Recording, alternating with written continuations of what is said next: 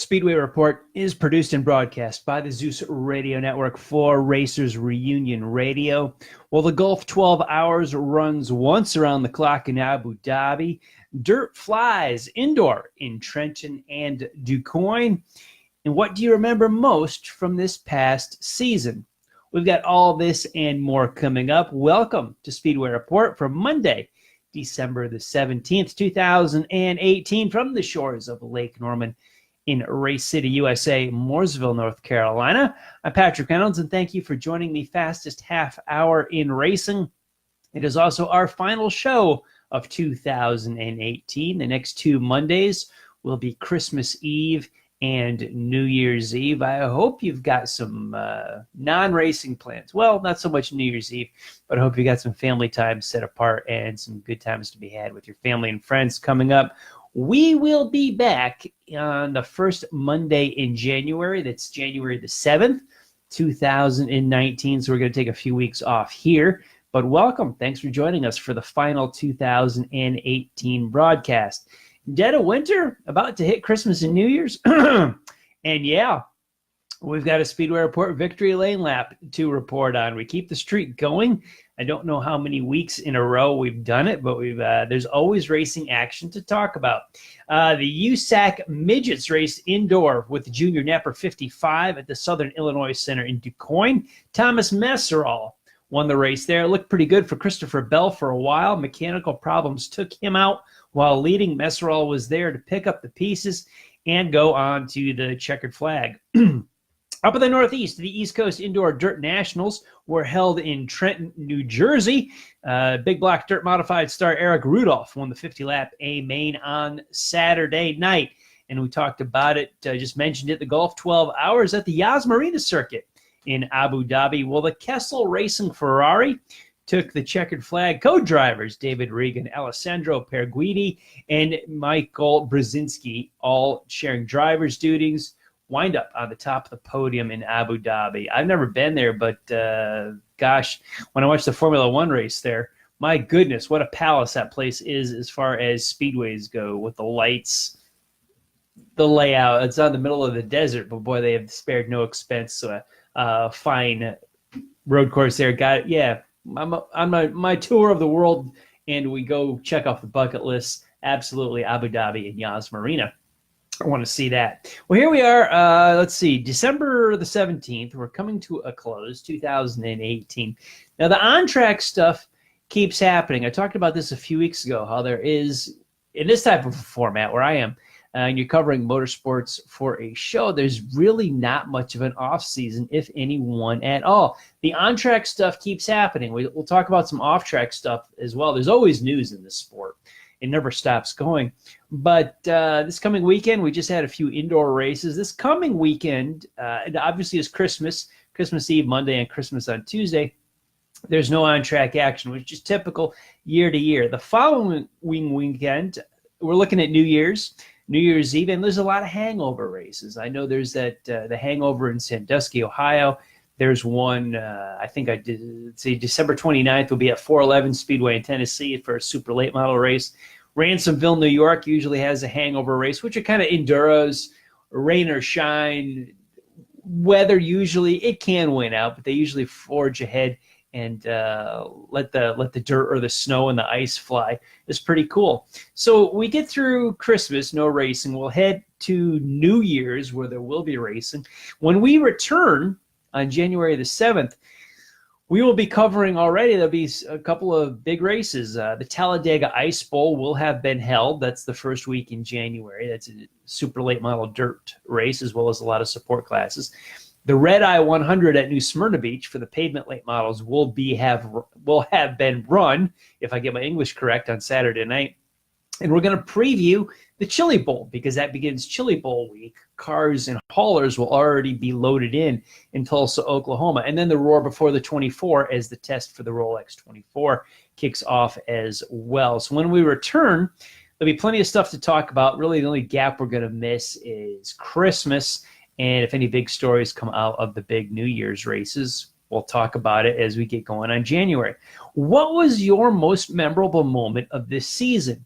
If you're checking us out live on Facebook, feel free to throw it in the comments. Something big, something memorable for you. If we're watching a podcast of this at a later date, feel free to hit me up on social media, whatever platform you're watching this on. Send me a message or a comment. I'm interested what struck your fancy in 2018. I thought about this for a little bit. We'll look back on the year, as we all do, with our lives, with sports, whatever we're covering, whatever we're talking about. And the big leagues of motorsports really did not ring any dramatic bells for me. There were a few, but for the most part, my memories, or the strong ones, came from the grassroots level, the short track racing. So I give the big leagues a meh, not across the board, but certain things. Now, the memories I have, let's start with touring NASCAR. I beat up on these guys enough. The championship holds no water for me, holds no weight. I was impressed with what we had a big story going on in NASCAR during the year, was the big three. The wins by Kevin Harvick, Kyle Busch, and Martin Truex Jr., especially Truex's strength throughout the year, knowing that team was shutting down. But the amount of times Kevin Harvick and Kyle Busch in MTJ saw victory lane, that really impressed me throughout the year. If there was a guy to pick for the series, to me it would have been Kevin Harvick. He showed a little bit more strength than everybody else week in and week out. If we had a normalized point system here, I would give him the big favor in winning the championship. There's no way to really tell, guys cross over that. Well, if we had this system, so-and-so would have won. And you can never, ever, ever say that. Since we first started the chase in 2004, people race differently than a 36 straight race season. So they raced for the 26 regular season races and 10 playoff races. And as the dynamic has changed with the chase format and then playoff format, guys race different. So you could not automatically just plug in the Latford system and determine a champion. It never worked, never did work, never will work. Guys race differently. Teams race differently with a playoff format. However, just the on-track performance, speed, and strength of Kevin Harvick really did impress me this year. The championship has been meaningless in Cup to me for over a decade.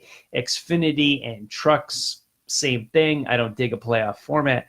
But Kevin Harvick really putting the screws to the competition seemed like there was a way back in the day that he would have been the champion, or at least that guy that we would have been talking about.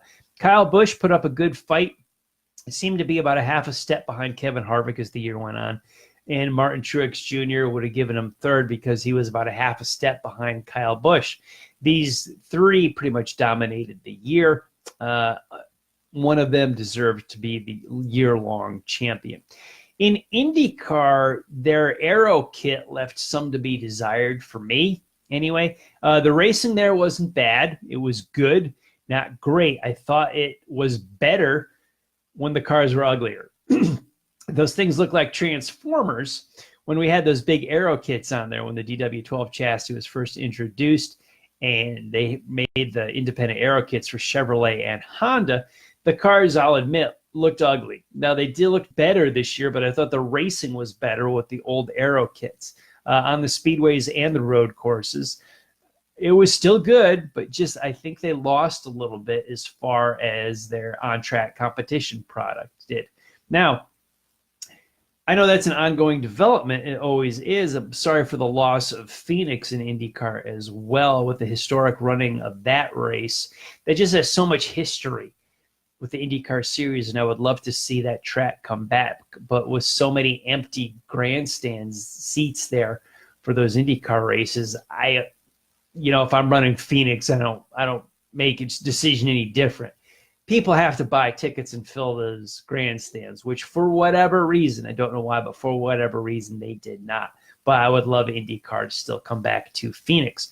On the national stage, if you're going to make a case for a memorable moment or moments, in this case, I want to tip my hat to Steve Torrence. What he did in the NHRA with Top Fuel and just ran the table through their countdown to one. The guy didn't lose a round. He went 6 for 6 in the races. So he went to the starting line what's the math on that? What is it, 24 times? And it was, what he beat whoever was in the other lane over and over again to go undefeated like that. That would be, to me, if we had a Racer of the Year award, I think I'd throw it to Torrance. Since this show is modeled after Motor Week Illustrated back in the 1980s, they used to have a Racer of the Week and a Racer of the Year. Maybe there's a potential sponsor watching out there that we could award that to. I think that'd be pretty cool, the Racer of the Week and the Racer of the Year. Maybe I should start that in 2019. I don't have a budget for it, so there's no prize money or trophy involved, but maybe I should start that, my Racer of the Week. I know Racing and Rockin' does that over on the Facebook page, so maybe we got to do that, because Torrance, that's what it's all about. Forget the playoffs, forget the countdown, the chase, the championship.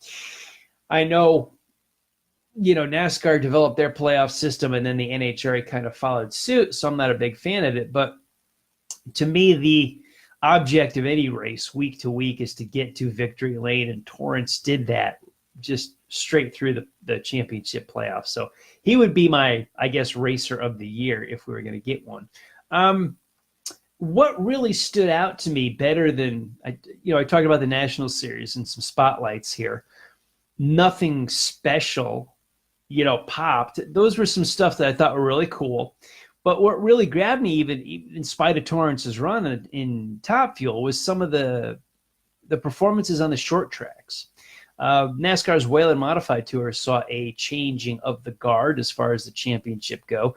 Doug Coby had pretty much a lock on it for the past several years. I think it's 4 out of the last 5, and I think he was 3 straight. And that stranglehold was finally broken with the M3 guys with Justin Bonsignore in 2018. And Bonsignore pretty much had it clinched up before the World Series at Thompson in October. Performances like that on a short track really stand out to me. You've got such a short season. I think they were 14 races, 16 races, whatever they have. So you don't have a lot. You don't have a long season to build up a dominant force. At the same time, when you fall behind, it is difficult to catch up. Bonsignore and the M3 boys just turned in a great record, winning his first championship. And he came off Long Island, too. There have been so much modified history is in Long Island. It was cool to see another Long Islander step forward and get a championship in the modifieds. Now, I've got a column I'm working on about Bonsignore and his championship in the mods, and it'll be posted on Speedway Report. Follow me on social media. All the ways to get a hold of me. I won't let it go by in the dark. You will know when it is posted. Another guy that really dominated, and that I would say maybe not Steve Torrance level, but sure dominated, was Donny Schatz in the World of Outlaws sprint cars. Just his 10th title, and another one for Tony Stewart Racing. And that kind of dominance, much like Bonsignore, clinching it pretty much as you go into the last races there, that strikes me when you can get that kind of an edge on the short track level. That raises my eyebrows, not in a bad way, but really gets my attention for true racers that put in that type of effort, that type of domination outside of a national television spotlight, where there's far less money and far less attention, far less glory and shine. However, when you see something like that, that impresses me. I think of Bonsignore, I think of Donny Schatz, as well as Burt Myers at the Bowman Gray Stadium. That's my home track from where I live, and we saw pretty good domination by him, stretching out a point lead week after week, winning races, and just at that place is so tough to pass on it. Just keep your nose clean. Yeah, he was able to do that far better than anyone else this year and really stretch out the lead. So I kind of find the irony in that what really impresses me is the short track dominance and these guys clinching championships way ahead, not way ahead, but going into the last race, they're pretty much a lock to win the title. Whereas the artificial playoff routines of NASCAR's National Series don't trip my trigger at all. I think that's phony excitement, manufactured playoff garbage. But I like the short track aspect and the legitimacy of these championships of these short track stars. Now, a guy that didn't win a title, well, he won a track title, but didn't win a Touring Series title, was Brett Hearn. who caught my attention about a month ago when he was at the World of Outlaws World Finals here in Charlotte. Won another championship at the Lebanon Valley Speedway on Saturday night, and I believe he finished 6th overall in the Mr. Dirt Super Dirt Car Championship for the Big Block Modifieds. But I had him, I got to see him run here at the dirt track in Charlotte for the World Finals, and I saw him win again. Career stat, I did a little research on this. Win number 912, it was for Brett Hearn. And it was 140 for the Super Dirt Car Series. I got thinking back, how long have I been watching Brett Hearn race? Well, I knew of who he was, read about him as a young kid, as a teenager, when I was reading magazines and trade papers growing up and into his 20s. But the first time I saw him race, 1982. I thought about this, and it was at the Orange County Fair Speedway in Middletown, New York.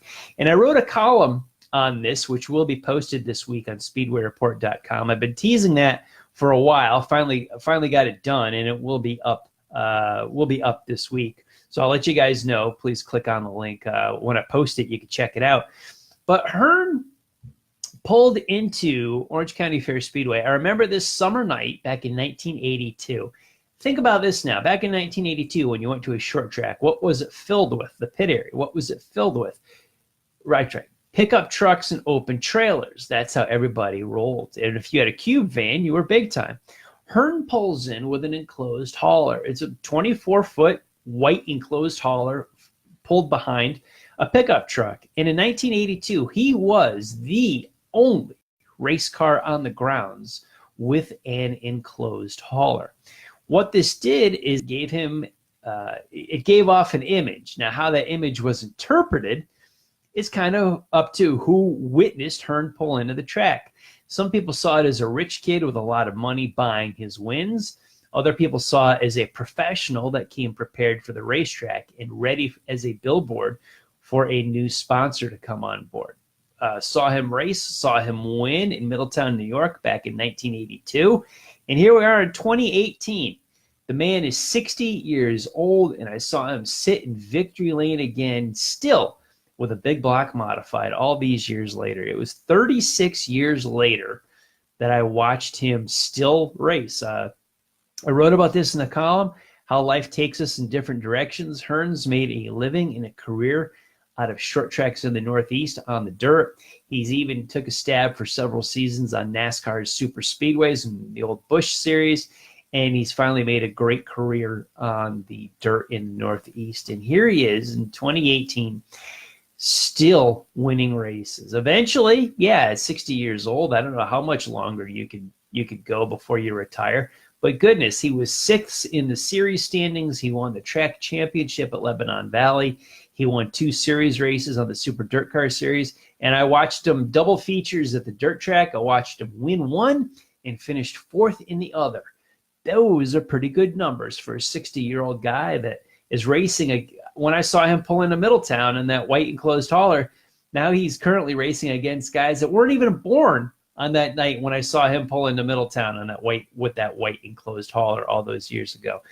These are the things that pop to me: the dominance of Bonsignore, Schatz, Myers, and the longevity of a guy like Brett Hearn. The people, their dedication to detail, to excellence. That's what really sparks me. That's what really grabs my attention, as opposed to the playoffs and some artificial tying of a championship. So we have kind of like a playoff winner-take-all race, which is totally fabricated. I don't mind seeing a guy clinch a championship ahead of time, or even a guy like Hearn didn't clinch a championship, but just he won a race. And I'm looking back at his career and say, gosh, this guy's been around a while, and here he is. He's 60 years old, and he's not running around the back of the pack. Title at Lebanon Valley, 6th in Super Dirt Car Series, and a win at the dirt track in Charlotte. That's not fading away. That is still running strong, and I hope when he does call it quits, it's on his own terms and while he is still competitive. We've all seen guys hang on for too long in their career, both on the big tracks and the short tracks, and they just kind of fade towards the back of a field, and it's sad to see.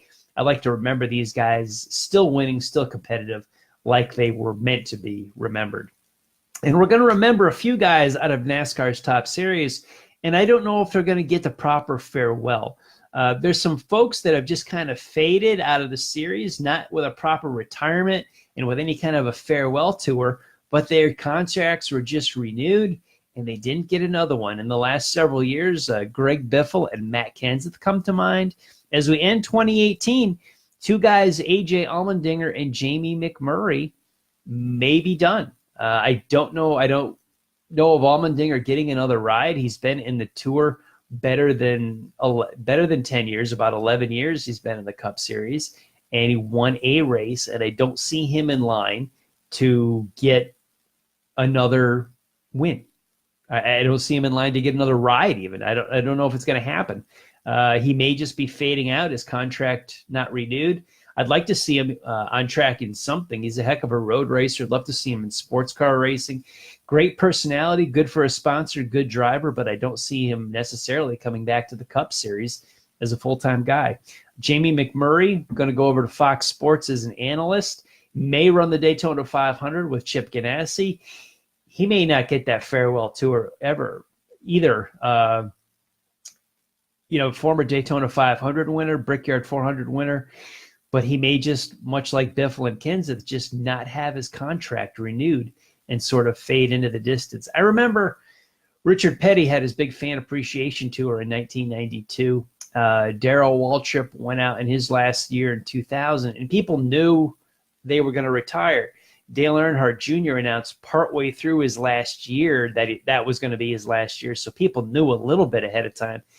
But it was a scheduled farewell race, so to speak. And in Petty and Waltrip's case, it was a scheduled farewell seasons. Guys like Biffle and Allmendinger might just get not renewed. And their last race, we didn't know was their last race, but it just might be their last race. It would be nice for all they did for these guys to give them somehow give them a proper send-off and thank you. Casey King, going through the same motion, different reasons, and with his health issues, he'll be sprint car racing, but won't get a farewell on the Cup side. That seems to be more of the norm nowadays, is these guys are just not having their contracts renewed.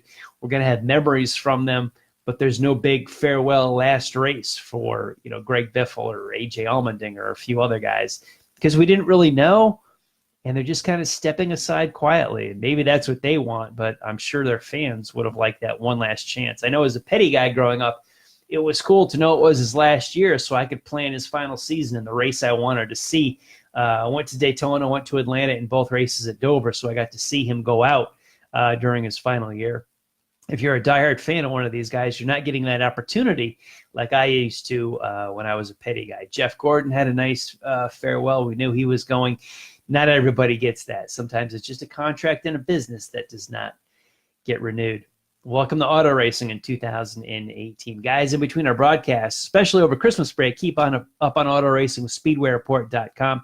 This broadcast and all of our past shows are uploaded on the site. We've got a bunch of racing articles there to read. A column about Brett Hearn will be posted this week on SpeedwayReport.com. So check me out on social media. I'll blast it out there when we get it uploaded to the site. Now, this show, if you want to watch it again or you want to catch any of our replays, it's on a lot of places. It's on Facebook, on the Racers Reunion page and the Speedway Report with Patrick Reynolds page. It's on Twitter at Speedway Report and at Speedway Pat.